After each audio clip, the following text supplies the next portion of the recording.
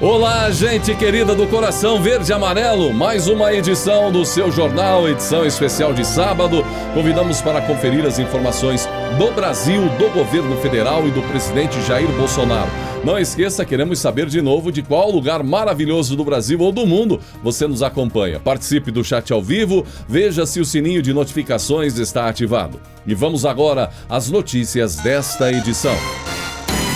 Após quase 3 semanas com caso confirmado de Covid-19, o presidente Jair Bolsonaro afirmou neste sábado, dia 25, que o resultado de um novo teste deu negativo. A informação foi compartilhada em uma rede social. Na postagem, o presidente fez referência ao RT-PCR, que é o principal teste diagnóstico para identificar a presença ativa do vírus da Covid-19 no organismo. Bolsonaro tem 65 anos, está em tratamento desde o último dia 7, quando teve o diagnóstico positivo para o novo coronavírus. Desde então, ele segue em isolamento no Palácio da Alvorada, onde tem se reunido com ministros por videoconferência. No entanto, neste sábado, ele encerrou o isolamento. Pela primeira vez em quase 3 semanas, o presidente Jair Bolsonaro saiu do Palácio da Alvorada e fez um passeio pela cidade, foi até a casa, de surpresa, até a casa da deputada federal Bia Kicis, na região norte de Brasília. O presidente fez o percurso pilotando uma moto, escoltado por carros e homens de sua segurança. Antes de ir até a casa da deputada, no início da manhã, ele foi de moto até uma concessionária para fazer a revisão do veículo. Nas redes sociais, Bia Kicis postou uma foto ao lado do presidente e familiares. Comecei o dia com a visita surpresa do presidente Jair Bolsonaro em minha casa, um gesto que simboliza os laços de amizade e alinhamento que nos unem e que seguem firmes. Apreciei muito essa surpresa, escreveu ela. Após a visita, o presidente retornou ao Palácio da Alvorada e se encontrou com motociclistas que vieram de várias partes do país.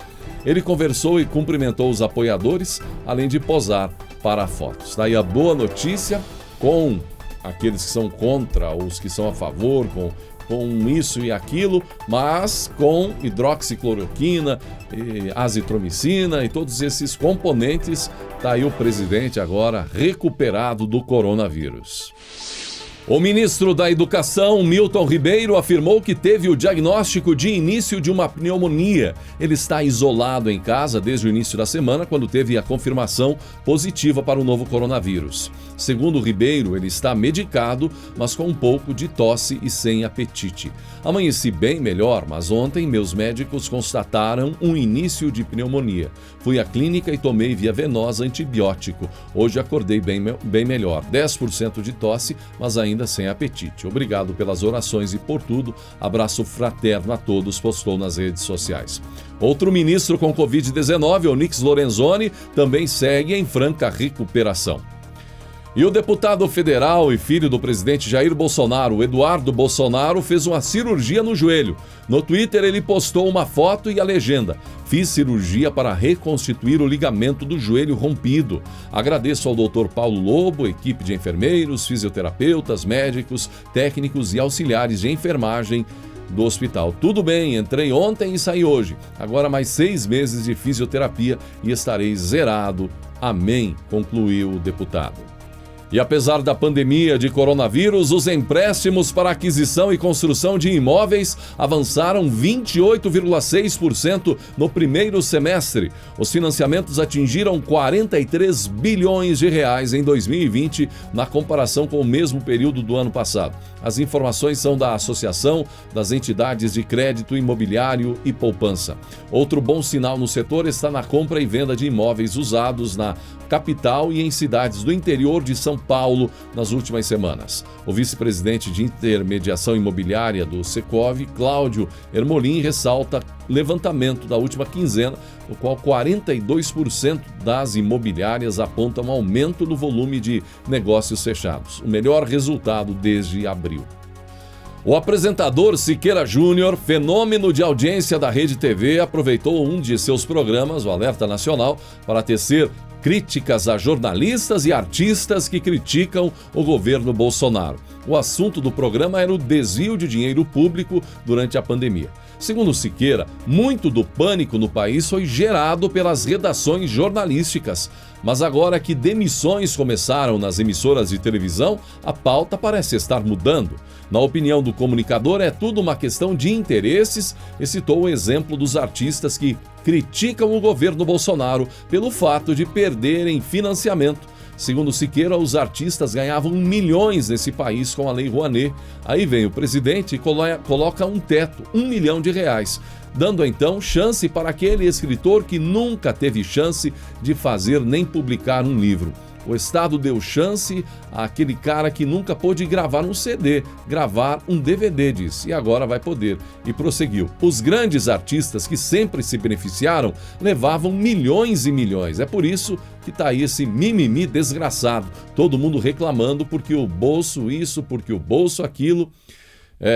Era difícil de compreender artistas renomados, milionários, alguns muito dinheiro em mãos, cobrando fortunas em seus shows e ainda receberam financiamentos pela Lei Rouanet no passado, verdadeiras fortunas, artistas já consagrados sendo financiados pelo dinheiro público. Agora, o seu filho, que sonhava em ser cantor, quantos pais que levavam filhos em festivais de música, tentaram, sonharam, apostaram todas as suas fichas, de repente, uma carreira artística e viram todo o sonho ruindo, indo por água abaixo, porque nunca receberam um incentivo oficial. E muitos talentos brasileiros, mas talentos verdadeiros, perderam oportunidades ou nunca foram incentivados a conquistar novos patamares.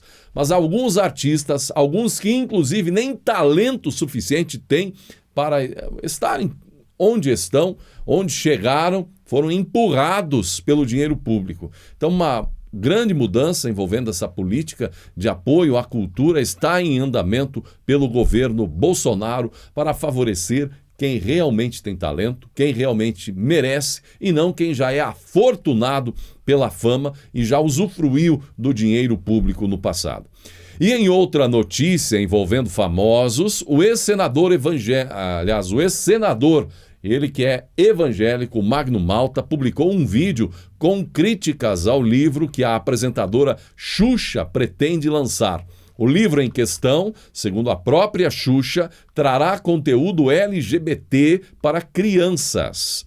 No vídeo, Malta afirmou que as crianças precisam ser respeitadas. Criança tem que ser respeitada no seu psicológico, no seu moral e no seu emocional. Então é hora de nos levantarmos, nos juntarmos, nos fortalecermos e levantarmos a nossa voz, disse Magno Malta, reprovando a iniciativa de Xuxa. E vamos agora ao resumo de algumas das principais notícias da semana. Para o espanto da torcida contrária e mesmo com toda a desconfiança dos apoiadores de Bolsonaro nos números dessas pesquisas, a aprovação do presidente Jair Bolsonaro cresceu e a rejeição está em queda. É o que mostra uma pesquisa de opinião realizada pelo Instituto de Pesquisas Sociais, Políticas e Econômicas em parceria com a XP Investimentos. De acordo com o levantamento, após atingir a mínima de 25%, Bolsonaro disparou e registra a aprovação de 30%. É a melhor marca desde 24 de abril, com números próximos dos patamares anteriores à saída de Sérgio Moro do governo, ou setembro de 2019, quando os números eram bastante semelhantes. A pesquisa foi realizada entre os dias 13 e 15 de julho. A margem de erro da pesquisa é de 3,2 pontos percentuais e, de acordo com o levantamento do Instituto de Pesquisas Sociais, Políticas e Econômicas, em parceria então com a XP Investimentos, está aí o presidente Jair Bolsonaro subindo a aprovação e caindo a rejeição. Fenômeno político inabalável, dizem os apoiadores. Um novo levantamento do Instituto Paraná Pesquisas aponta que Jair Bolsonaro, atual presidente da República, é o favorito para a disputa eleitoral de 2022. A pesquisa foi divulgada com exclusividade pela revista Veja. Todos os cenários indicam a vitória de Bolsonaro. Ele lidera todos os cenários de primeiro turno, com percentuais que vão de 27% a 30%. Num dos cenários de primeiro turno, Bolsonaro tem 29%, seguido por Moro, 17%, Haddad, 13%, Ciro, 10%, Huck, 6%, Dória, 4%, Amoedo, 3%, Boulos e Witzel, 1%. Disparado também no segundo turno. No segundo turno, Jair Bolsonaro derrotaria todos os 6 potenciais adversários. Mesmo em meio a dificuldades sérias que poderiam estraçalhar a popularidade de inúmeros políticos, Bolsonaro segue firme, mostrando mais uma vez que é um fenômeno político. Se a disputa presidencial fosse hoje, ele seria reeleito, destaca a Veja. Nas simulações de segundo turno, Bolsonaro teria 46,6% contra 32% de Haddad, contra Lula teria 45,6% Bolsonaro e o petista 36,4%. Numa disputa com o ex-ministro da Justiça e Segurança Pública, Sérgio Moro, Bolsonaro venceria por 44,7% a 35%. Agora, gente, muitos não acreditam nesta pesquisa, da mesma forma que não acreditam que Bolsonaro não teria levado as últimas eleições no primeiro turno. Eles também acreditam que hoje Bolsonaro, ao contrário do que diz essa pesquisa, venceria no primeiro turno já. E olha, vou ser sincero, gente, coitado do presidente depois dessa pesquisa.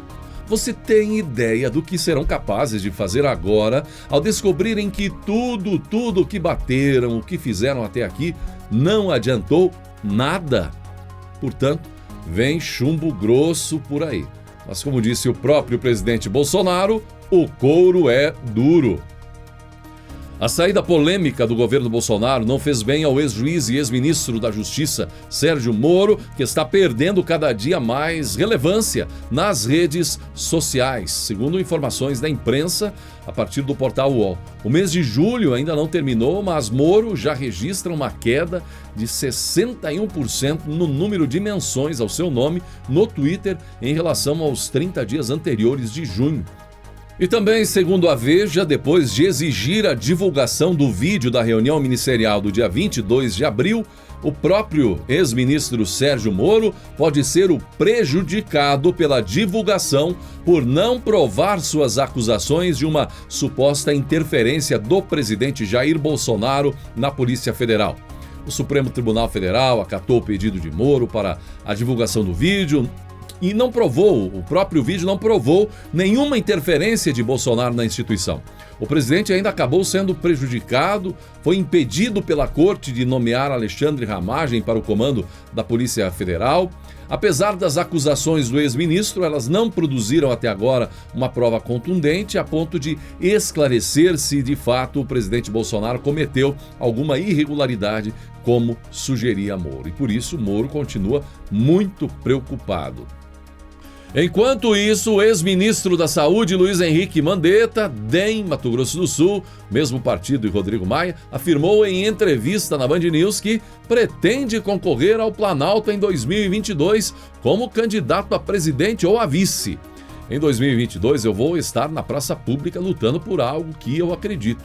Se o Democratas acreditar na mesma coisa, eu vou. Se o Democratas achar que ele quer outra coisa, eu vou procurar o meu caminho, eu vou achar o caminho. Como candidato ou carregando o porta-estandarte do candidato em que eu acreditar. Mas que eu vou participar das eleições, eu vou, disse o ex-ministro. Apesar da afirmação, Mandetta também disse que não descarta a possibilidade de se candidatar a um cargo no Mato Grosso do Sul, ou no governo ou no Senado. Olha, vendo essas palavras, fica perceptível uma junção de interesses de enfrentamento ao presidente Bolsonaro enquanto Mandetta e Moro ainda eram ministros. Enfrentamento justamente para provocar a ruptura da forma que ocorreu, para que, ora, para aquele pensamento de para que deixar Bolsonaro aí se nós podemos ocupar o lugar dele, ou então pela biografia mesmo. E é o que parece.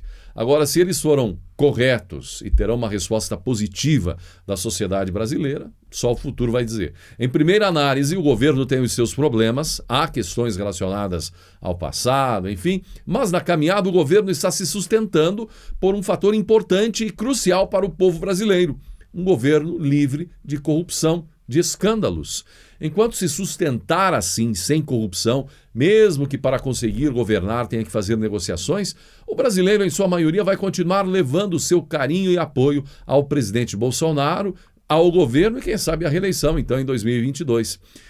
Desde que as negociações não sejam ao modo feito pelos governos anteriores. Isso diz o quê? Ex-ministros construíram uma ruptura por interesses políticos. Optaram por fazer práticas conhecidas como de isentões para se tornarem uma alternativa ao próprio governo que faziam parte. E há que se dizer que Mandetta e Moro, aliás, quem diga que Mandetta e Moro já teriam começado a se estranhar na guerra entre quem deve ser vice ou ser o candidato. Isso na guerra da vaidade e da biografia.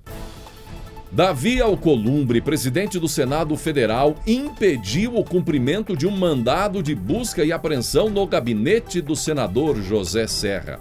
A decisão de impedir o prosseguimento das buscas veio após consulta da presidência à Advocacia Geral da Casa. De acordo com a avaliação da advocacia, como o mandado foi expedido por um juiz de primeira instância, a Polícia Federal precisaria ter aval do Supremo Tribunal Federal para realizar as buscas e apreensões, o que não ocorreu.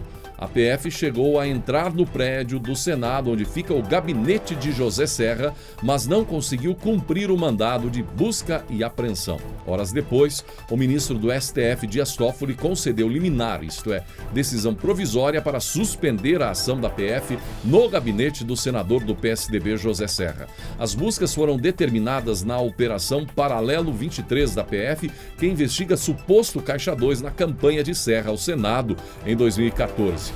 Então foi isso, né? O ministro do Supremo Tribunal Federal, Dias Toffoli, concedeu liminar, isto é, decisão provisória, suspendeu a busca e a apreensão no gabinete do senador José Serra. Sempre tem um jeitinho.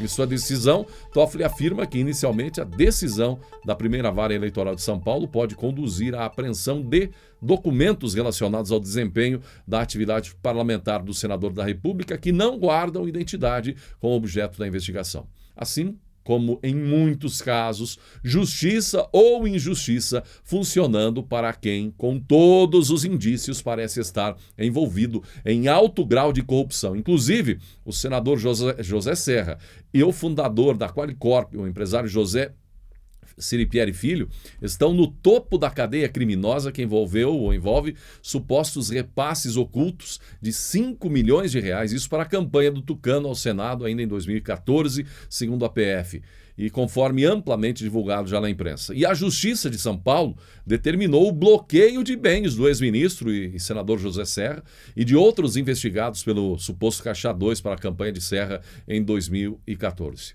Aliás, falando em senador José Serra, ele recebeu essa aliviada aí com o apoio de Davi Alcolumbre.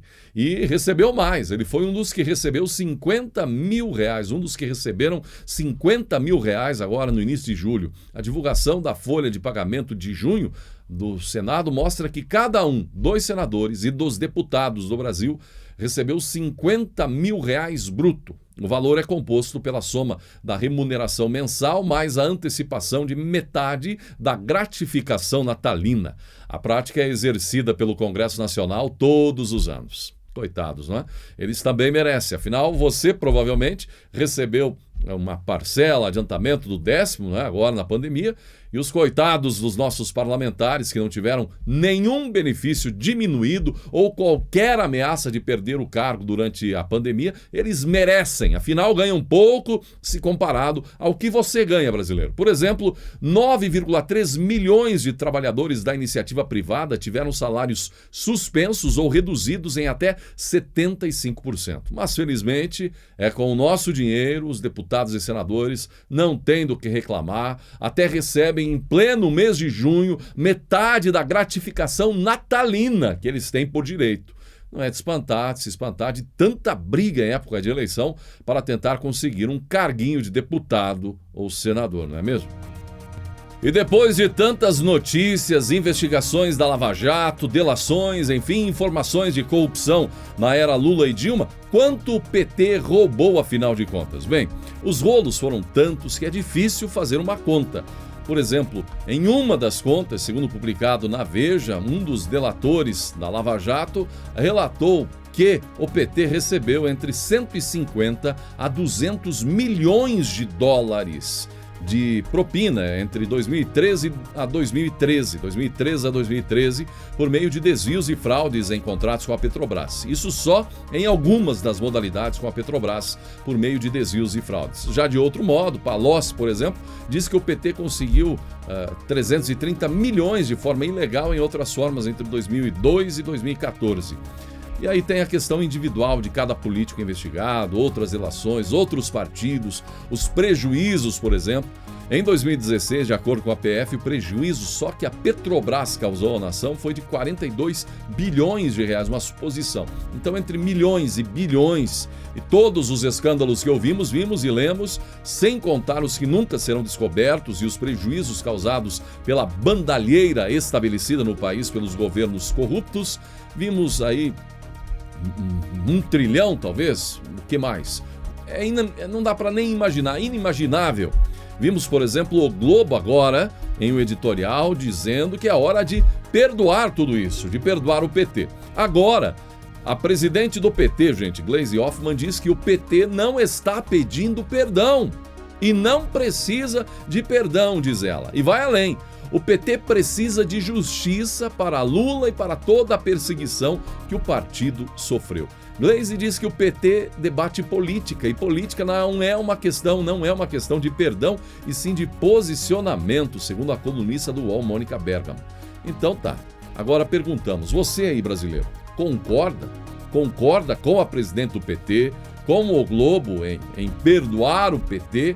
A presidente disse que o PT não precisa de perdão, muito menos Lula, precisa de justiça, que tanto Lula quanto o PT foram perseguidos com tantas acusações, perseguidos pela Lava Jato, por tudo que o PT foi acusado, tudo que o Lula foi acusado e condenado foi perseguição. Nada disso foi real. Essa é a afirmação de Gleisi Hoffmann, presidente do PT. Que o PT não está pedindo perdão, que não precisa de perdão, diz ela. Você concorda com isso? É realmente assustador quando esses políticos resolvem usar da sinceridade para abusar da cara do brasileiro. E como vimos nos últimos anos, os governos petistas ficaram marcados por problemas de corrupção, muitos em estatais, com casos como o Petrolão, por exemplo, entre outros. Lula, em mais uma de suas participações por aí, em poucas palavras, voltou a causar polêmica ao criticar o desejo de Paulo Guedes em privatizar empresas do governo e reduzir o tamanho do Estado. Menos Brasília, mais Brasil, né? A preocupação de Lula é que se privatizar tudo, ele diz o seguinte: aonde que vamos arrumar dinheiro? Foi isso que Lula disse. Se privatizar todas as empresas estatais, aonde que vamos arrumar dinheiro?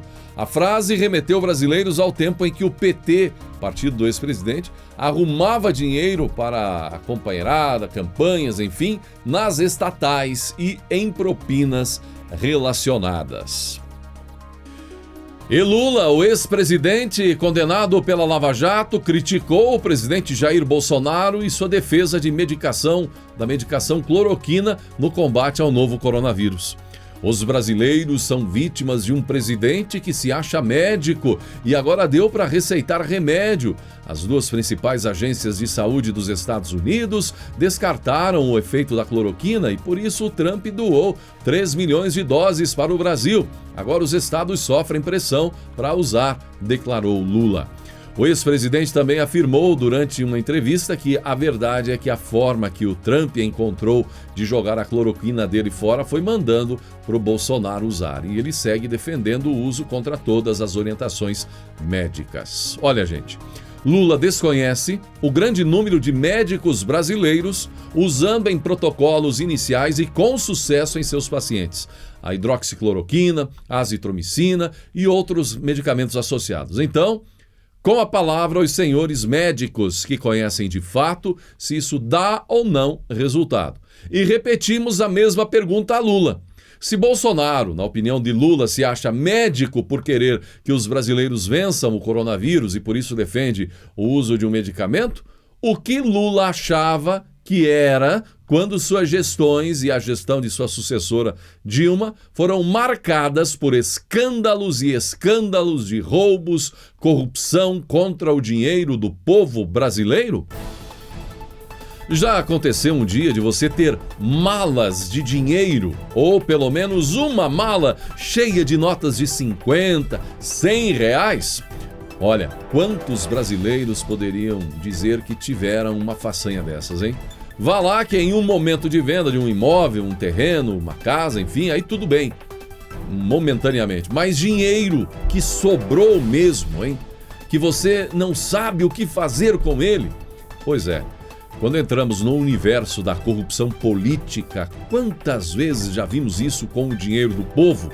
E agora, mais uma vez, a velha mala repleta de notas graúdas volta a aparecer. O ex-governador Agnello Queiroz, do PT, foi alvo de uma operação do Ministério Público que investiga o suposto pagamento de propina na contratação de leitos para a rede pública de saúde do Distrito Federal. Ao todo, foram cumpridos 13 mandados de busca e apreensão em endereços da capital. Na casa do ex-governador, a polícia apreendeu uma arma que estaria sem registro e, por conta disso, ele foi conduzido para a delegacia. Durante a operação, os policiais também apreenderam uma mala com dinheiro em endereço ligado à vice-presidente do Instituto Brasília para o Bem-Estar do Servidor Público. Nas imagens feitas por lá é possível ver que havia notas em real e até em dólar. A apuração apontou ainda que os valores pagos teriam sido transferidos para o Instituto. De acordo com o Ministério Público, o político e um ex-secretário de Saúde do Distrito Federal, nos cargos públicos entre 2010 e 2014, receberam indevidamente R$462 mil, valor que corresponde ao famoso 10% dos 4,6 milhões de reais referentes ao contrato. De acordo com a apuração, para camuflar a propina, uma empresa teria firmado um contrato fictício de publicidade e marketing com o IBESP. O pagamento teria ocorrido em 2014 durante a gestão do petista. Uma coisa é certa, poucos brasileiros tiveram ou terão o privilégio alguma vez na vida de guardar tanto dinheiro em malas, como vimos nesta e em outras operações descobertas pela polícia. Não há nenhum problema em ter dinheiro, desde que seja de origem legal. Sobretudo que não seja dinheiro público desviado de propinas, como tanto já vimos neste país em um passado não muito distante. Agora, outros ex-governadores também estão nas manchetes. Além de Coutinho, ex-governador da Paraíba, que é investigado pelo Ministério Público da Paraíba por desvios de 134 milhões na área da saúde durante seus mandatos de 2011 a 2018, é muito dinheiro. Ainda culpam o presidente Bolsonaro pelo problema eventual aí de falta de leito, isso e aquilo, de equipamento. Olha o que fizeram há pouco tempo, gente. Uma investigação apontando desvios de 134 milhões de reais em um estado brasileiro, Paraíba, em gestões anteriores. É coisa de outro mundo.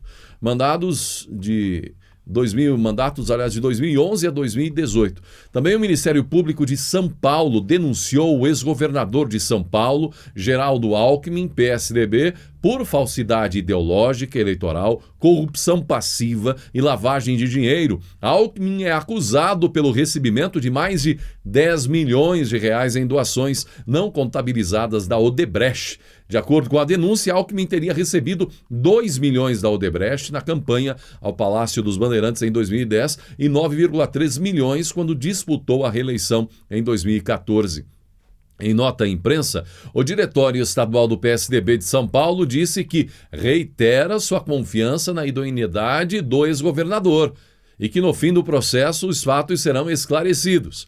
E o próprio governador tucano, João Dória, demonstrou solidariedade, não só a Alckmin, mas também a José Serra. Ambos têm a minha solidariedade. O senador José Serra e o ex-governador Geraldo Alckmin. Defendo a continuidade das investigações com toda a liberdade pelo Ministério Público e os organismos investigatórios. Confio que as respostas serão dadas de forma adequada e lembro que estamos no período de investigação, não há nenhuma condenação, defendeu João Dória, naquela concepção de sempre de que entre eles todos são inocentes antes de tudo. Não importam as evidências, por isso Lula, por exemplo, está solto. Aliás, por isso grande parte dos brasileiros acha PT e PSDB partidos com o mesmo viés, em sintonia. Os indícios mostram que eles utilizaram inclusive a mesma cartilha. Na denúncia contra Geraldo Alckmin, o Ministério Público de São Paulo afirmou que havia um sofisticado esquema de lavagem de dinheiro que envolvia a Odebrecht e o ex-governador. A empreiteira teria repassado, então, milhões de reais em espécie ao candidato tucano em 2010 e outros milhões também na disputa pela reeleição em 2014. E os valores não foram, como sempre, contabilizados na prestação de contas da campanha de Alckmin. E a CNN Brasil anunciou a contratação do renomado jornalista Alexandre Garcia e de Sidney Rezende, dois jornalistas veteranos, participações importantes, incluindo o Grupo Globo, estreando na CNN Brasil. Alexandre Garcia e Sidney Rezende farão participações diárias ao vivo no quadro CNN Liberdade de Expressão, título provocativo, sugerindo a liberdade de expressão na emissora, o que não é comum em outras emissoras por aí. O quadro irá ao ar no jornal Novo Dia, diariamente, mas ambos os jornalistas que têm opiniões contrárias em relação ao governo federal não vão se enfrentar, debater um contra o outro. Eles estarão em horários diferentes para emitir a opinião de cada um sem aqueles momentos polêmicos, como vimos já há poucos dias na mesma emissora. As participações serão individuais, cada um em um horário diferente. Alexandre Garcia, tem manifestado apoio ao presidente Jair Bolsonaro, tem criticado a cobertura da mídia sobre o governo. Já Rezende tem escrito de forma crítica sobre a atual gestão do governo federal. Os novos comentaristas responderão a perguntas de outros companheiros jornalistas âncoras da CNN, farão análise sobre temas atuais dos noticiários. E ainda envolvendo a imprensa, o SBT comemora ainda números expressivos da transmissão da final do Campeonato Carioca, onde, inclusive no Rio, bateu a própria Globo. A partida foi vista por muitos como um baque na Rede Globo, que teve o domínio nos esportes por muitos anos. E o fato que chama a atenção é que a partida foi inclusive reprisada pelo SBT no domingo seguinte à final, então, para o estado fluminense e também para Brasília. E isso pode ser uma boa notícia para quem quer o futebol de volta para a emissora do SBT, de Silvio Santos, por causa de um fator primordial, a boa notícia. Silvio Santos está disposto a isso. Normalmente, como tudo o que acontece no SBT, nada vai ao ar no domingo sem o aval do patrão Silvio Santos, tanto em São Paulo como no Rio de Janeiro, já que são as duas metrópoles mais importantes do país. E falando nisso, um outro assunto importante do mundo da imprensa e dos esportes. A Fórmula 1 ainda tenta renovar o acordo com a Globo, mas se preocupa com os poucos avanços. A Bandeirantes agora aparece como uma opção. Canais fechados também foram procurados e até o SBT pode entrar na jogada. A detentora dos direitos de transmissão da Fórmula 1 no Brasil não consegue fechar um acordo com a Globo, ainda não renovou o contrato com a Globo, contrato que termina após a temporada de 2020. As negociações seguem, o grupo que detém os direitos comerciais do Mundial segue tentando um acordo, mas não tem conseguido êxito em relação à Fórmula 1. Portanto, poderemos ter novidades em breve em relação às transmissões da Fórmula 1 na questão de quem será a emissora em 2021 a transmitir a Fórmula 1, o campeonato mundial mais concorrido e conhecido na área de automobilismo. E já tivemos nomes significativos, Ayrton Senna, Nelson Piquet. Vamos ver no que vai dar mais esta área do esporte, quem sabe novidades, incluindo a emissora até do próprio Silvio Santos. A crise sanitária e econômica provocada pela pandemia do coronavírus impulsionou a venda de frutas cítricas do Brasil para outras nações. A comercialização de produtos como tangerina, laranja, limão e lima avançou 12% no primeiro semestre do ano, em relação ao mesmo período de 2019. Tá aí mais uma boa notícia. Em 6 meses, essas frutas foram responsáveis por 57,1 milhões de dólares em exportações, o que representa uma alta de 8% no valor exportado. Os dados fazem parte do estudo feito pela Confederação Responsável Nacional da Agricultura, CNA, com base em informações divulgadas pelo governo do presidente Jair Bolsonaro. O governo de Jair Bolsonaro oficializou a medida que zera o imposto de importação para uma série de equipamentos de energia solar até o fim de 2021. Notícia muito comentada e comemorada. É a onda do momento, a instalação de painéis para a geração de energia solar, seja em casa, geração residencial ou na empresa, não é? A decisão vale para dezenas de módulos e outros componentes usados em painéis solares. As resoluções publicadas no Diário Oficial determinam que a mudança entrará em vigor em 1º de agosto, gente. Além dos módulos, o imposto de importação foi zerado em inversores trifásicos voltados à energia solar e acessórios que fazem os painéis se moverem para seguirem o movimento do Sol e obterem mais energia. A isenção também vale em equipamentos como bombas para líquidos em sistemas de irrigação movidos com energia solar. É uma excelente notícia essa, incentivo à tecnologia, a redução de custos para os brasileiros e um benefício permanente depois para quem conseguir aproveitar e fazer um investimento na geração de energia solar. Parabéns ao governo Bolsonaro pela iniciativa. Com a aprovação subindo, rejeição caindo, o governo Bolsonaro, embora toda a dificuldade, perdas da pandemia, perdas de vida, não é?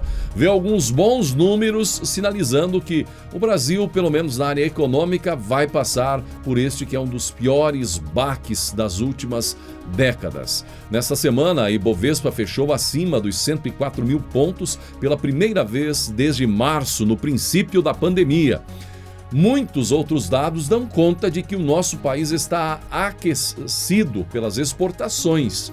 Outra informação diz que vimos que a média diária das exportações de soja no Brasil avançou 51,2% nas 2 primeiras semanas de julho em relação ao mesmo mês de 2019. O Brasil está caminhando para atingir embarques de 8 milhões de toneladas de soja em julho, conforme a última previsão da Associação Nacional dos Exportadores de Cereais. O resultado elevaria as exportações do maior produtor global, Brasil, maior produtor global de soja, para quase 70 milhões de toneladas nos 7 primeiros meses do ano. E além dessa boa notícia, mais uma, indicando que o pior da crise realmente causada pelo coronavírus já está passando. O índice de confiança da indústria, apurado na prévia de sondagem de julho, teve um avanço de 12,5 pontos em relação ao resultado fechado de junho, para 90,1 pontos, informou a Fundação Getúlio Vargas. Caso se confirme, o índice terá recuperado de maio a julho 74% das perdas observadas em março e abril, decorrentes da crise provocada pela pandemia. E agora mais uma emocionante reflexão, uma história comovente de como a honestidade faz a diferença, conforme Vladimir Petrov, jovem prisioneiro de um campo de concentração no nordeste da Sibéria. Vladimir tinha um companheiro de prisão chamado Andrei. Ambos sabiam que daquele lugar poucos saíam com vida, pois o alimento que se dava aos prisioneiros políticos não tinha por objetivo mantê-los vivos por muito tempo. A taxa de mortalidade era extremamente alta graças ao regime de fome e aos trabalhos forçados. E como é natural, os prisioneiros, em sua maioria, roubavam tudo quanto lhes caía nas mãos. Vladimir tinha numa pequena caixa alguns biscoitos, um pouco de manteiga e açúcar, coisas que sua mãe lhe havia mandado clandestinamente de quase 3.000 quilômetros de distância.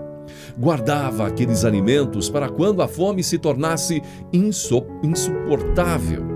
E como a caixa não tinha chave, ele a levava sempre consigo. Certo dia, Vladimir foi despachado para um trabalho temporário em outro campo. E porque não sabia o que fazer com a caixa, Andrei lhe disse: "Deixe-a comigo que eu aguardo. Pode estar certo de que ficará a salvo comigo." No dia seguinte à sua partida, uma tempestade de neve durou 3 dias, tomou conta do lugar, tornou intransitáveis todos os caminhos, impossibilitando o transporte de provisões. Vladimir sabia que no campo de concentração em que ficara Andrei, as coisas deviam andar muito mal.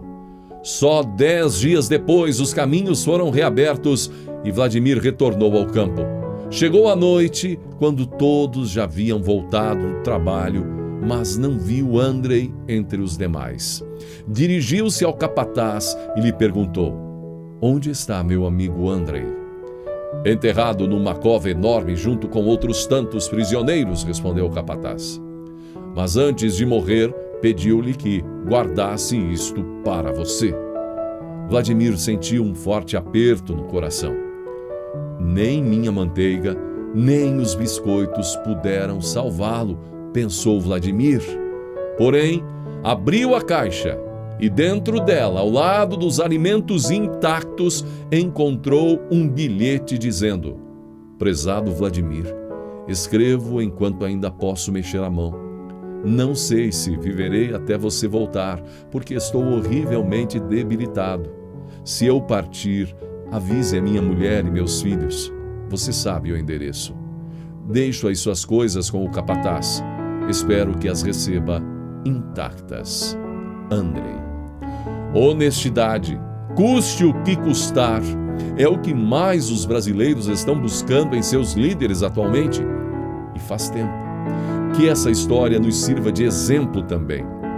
Honestidade sempre, sobretudo com o próximo. Já vimos tantos vigaristas logrando o próximo e sendo reconhecidos por espertos. Certamente um dia Deus lhe cobrará o preço de lograr os outros e ainda se sentir um espertalhão. Todos nós temos muito a pedir perdão e a mudar sobre isso e a cobrar ainda mais de nossos políticos. Reflita e um ótimo domingo, até segunda em nossa próxima edição e que Deus abençoe a você e a sua família.